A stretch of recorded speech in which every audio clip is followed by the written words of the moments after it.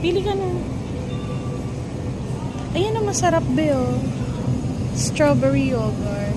Gusto ko to strawberry. Favorite Tsaka ko, yogurt. strawberry. May mango din yata. Dalawa lang. Tig-isa kay ni kuya. Ano, strawberry. Tsaka mango yata sarap.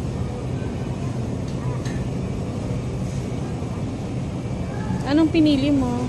Mango at strawberry. Ayaw mo yung yogurt? Gusto ko yung mango. Ay, Ayun yung yogurt. Strawberry masarap din yun.